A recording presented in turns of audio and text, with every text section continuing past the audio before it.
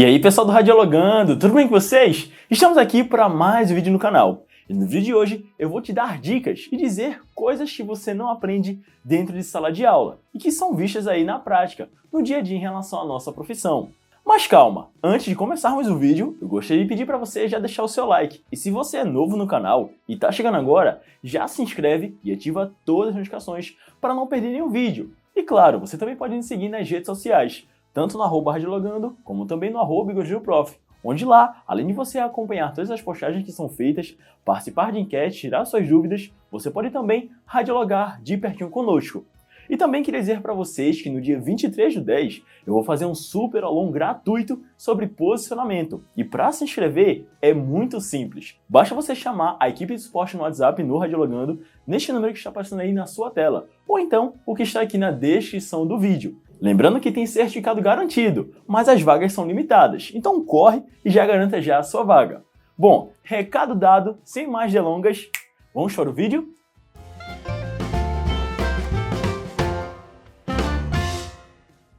Bom, sabemos que na prática muitas coisas elas acabam sendo diferentes em relação a alguns conteúdos em relação à teoria.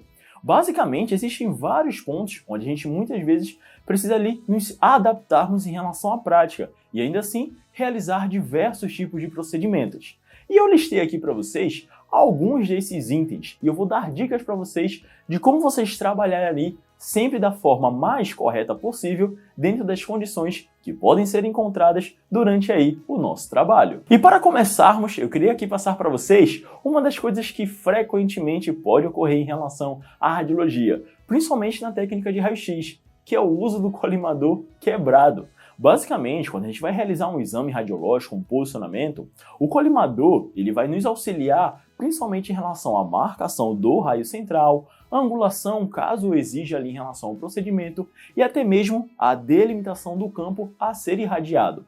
O fato é que quando o colimador quebra, como é que você vai saber exatamente que o raio central está ali voltado para aquela estrutura?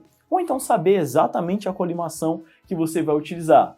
Ou até mesmo se você dividir o chassi para realizar duas incidências, agora será que vai ser possível? Bom, muitas vezes você vai precisar trabalhar também com o colimador quebrado, não só com equipamento fixo, mas também em equipamentos móveis. Eu já passei por essa situação e das muitas vezes nós basicamente deixamos ali o colimador totalmente aberto. Sim, é basicamente aí eu poderia dizer, uma contraindicação em relação à proteção radiológica, mas é uma das únicas formas que por muitas vezes nós profissionais da radiologia passamos ali em relação ao procedimento.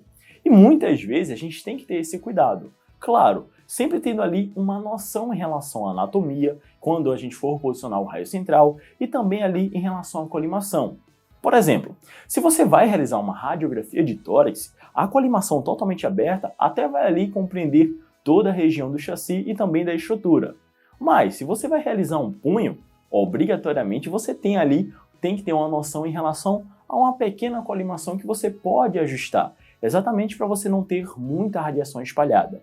Lembre-se, quanto maior for a área do colimador, ou seja, quanto maior o campo estiver aberto, maior vai ser a ocorrência em relação à radiação espalhada. Então o colimador ele vai te ajudar a delimitar isso aí na hora que você for realizar o exame. É bom tanto para você, como também, principalmente, para o paciente. Então trabalhar com o colimador queimado é uma das coisas que podem ocorrer na prática. Como eu falei, não só em relação a equipamentos fixos, mas móveis também pode acontecer isso. Ou seja, a luz do colimador ela pode queimar e por muitas vezes nem sempre essa troca dessa lâmpada é ali feita de forma rápida. E daí a gente precisa nos adaptarmos e sempre realizar o procedimento da melhor maneira possível. E aí, já aconteceu com vocês aí, na hora que vocês forem estagiar, ou na hora que vocês estavam trabalhando, o colimador queimar também? Deixa aqui nos comentários para poder saber aí e a gente compartilha também da mesma ideia.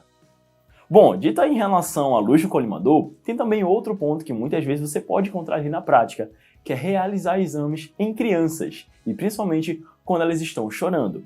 Por teoria, existem vários assuntos que são abordados e são atrelados ali em relação à prática radiológica. Só que na prática, as coisas tendem a funcionar de forma diferente. E você, como profissional de radiologia, como nós, profissionais da área de saúde, devemos ter ali a competência profissional, ética e até mesmo ali em relação à questão de habilidade para poder lidar com esse tipo de situação. Como eu sempre explico aos meus alunos, uma coisa é você saber a teoria e a outra coisa é você pegar essa teoria e aplicar na prática. Nem sempre tudo vai ser atrelado, nem sempre tudo vai ser aplicado. E você precisa ali dar um jeito para poder realizar o procedimento. Não só em relação ao fato da criança estar chorando, mas até mesmo em algumas vezes com relação à contenção que deve ser realizada nesses pacientes. E sabemos, pessoal, que cada paciente é diferente um do outro. E muitas vezes acaba que um mesmo procedimento em indivíduos diferentes, basicamente você vai ter que realizar de formas diferentes. Você vai ter que ter uma abordagem diferente. Como eu já expliquei, até mesmo um vídeo sobre radiologia pediátrica, que está aparecendo aqui nos cards para vocês, quando a gente vai trabalhar e realizar exames em crianças, a gente tem que ter uma abordagem totalmente diferente. Afinal de contas, ela vai estar, muitas vezes ela pode estar assustada, ela pode estar com medo, e você não pode ali basicamente deixá-la mais desconfortável. Então é interessante com que você ligue a luz da sala, caso esteja desligada. É interessante que vocês não façam tanto barulho, porque isso também pode afastá-la e deixá-la com mais medo. Sempre tentar ali entrar em uma harmonia, entrar numa brincadeira ali com a criança, para que ela se sinta confortável. Dizer que vai tirar uma foto e não bater uma foto. O termo bater uma foto pode remeter a algo negativo. Então, tirar uma foto, aproveitar ali da situação e brincar de uma forma lúdica até que a gente consiga realizar o procedimento. Mas e quando a criança está chorando? Será que a gente consegue realizar esses exames? Bom, muitas das vezes, quando a criança está chorando, e por mais que ela basicamente pode estar chorando, mas pode não estar se mexendo, pode ser aí um ponto positivo em relação à realização do procedimento. Eu não estou querendo falar para vocês que para realizar exame em criança ela tem que estar chorando. Não, mas muitas vezes ela pode só chorar e ficar quietinha. E daí você tem que ter ali um cuidado na hora que você for posicioná-la. Outra dica também com relação a isso é sempre orientar os pais ou os acompanhantes a dizer exatamente para eles como você quer que aquela criança fique. Se ela vai ficar sentada, se ela vai ficar deitada, se ela vai ficar com o braço dobrado, enfim. Isso ajuda a facilitar a colaboração dos responsáveis durante a realização do procedimento é fundamental. Passar palavras de confiabilidade, de confiança para os pais, para que eles possam replicar para a criança é muito importante. Dizer que está ali, que vai cuidar dela, ou enfim, para poder ajudar no procedimento é muito importante para que você tenha aí toda uma garantia de um exame realizado com segurança e, o mais importante, com a qualidade também. Então, é sim possível realizar exames com criança caso ela esteja chorando.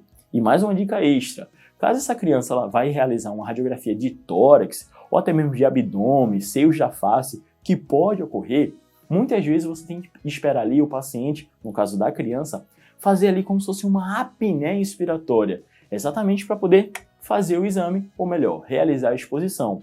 E lembrando, pessoal, exames em crianças, não só devido aí ao fato dela ser criança, mas também o fato dela ter ali vários movimentos, a realização de um procedimento com um tempo curto de exposição é muito importante. Então se liga nessa dica aí e já anota para não perder, porque você pode precisar um dia.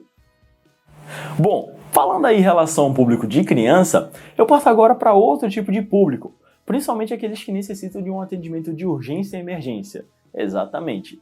Muitas vezes, na prática, basicamente a gente vai ter que realizar ali o procedimento independente das condições, mas claro, sempre tomando as medidas mais protetivas possíveis para você não agravar o quadro clínico do paciente. Na teoria, dentro de sala de aula, a gente sabe que não se deve mexer em um paciente que tenha ali a suspeita ou até mesmo um trauma confirmado.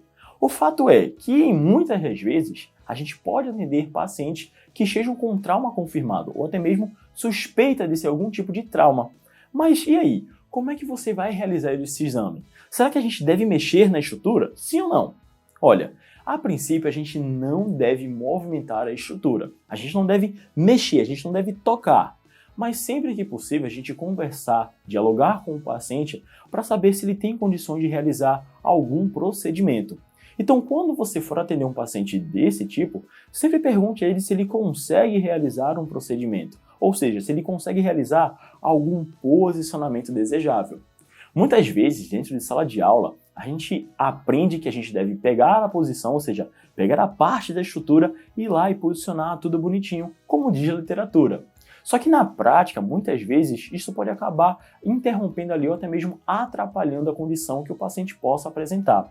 Então, muitas vezes, é interessante você demonstrar para o paciente como é que você quer que ele fique, e isso vai te ajudar a realização do procedimento.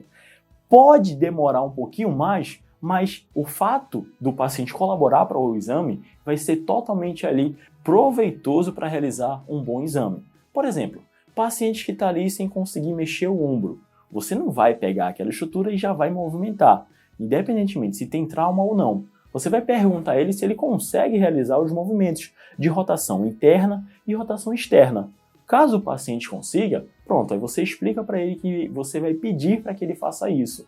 Treinar com o paciente também a questão da apneia expiratória, principalmente para raio-x de coluna torácica, é muito importante também. Então, muitas vezes, acaba que dentro de sala de aula, algumas coisas elas não são passadas e que você precisa aplicar isso na prática.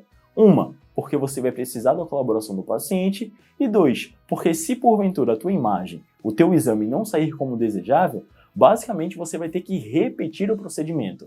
E, convenhamos, para nós que estamos ali começando, como estagiários, como profissionais iniciantes, acaba que isso traz um pouco de insegurança. Então, quanto mais você praticar, quanto mais você ali se sentir confortável e confiante para realizar o exame, menos vai ser aí a chance de erro para o teu procedimento. Então é muito importante você ter ali aquele diálogo com o paciente, explicando o procedimento para que ele fique ali tranquilo e também avaliar se ele tem condições de realizar isso aí. E aí, pessoal, o que vocês acharam dessas dicas? Vocês gostaram? Bom, eu espero que sim.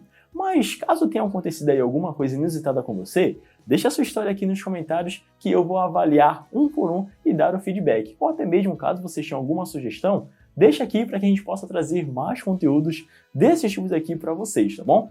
Lembrando, pessoal, que no dia 23/10 vai ter aí o super aulão gratuito de posicionamento. Então corre e garanta já a sua vaga. Como eu já falei, as vagas são limitadas. Bom, pessoal, então eu vou ficando por aqui. Não deixe de acompanhar os nossos conteúdos, lembrando que tem vídeo novo toda terça e toda quinta, às 7 horas da noite. Então eu encontro com vocês aí na próxima postagem, no próximo vídeo, na próxima live ou quem sabe aí no próximo aulão. Eu vou ficando por aqui. Até mais. Valeu!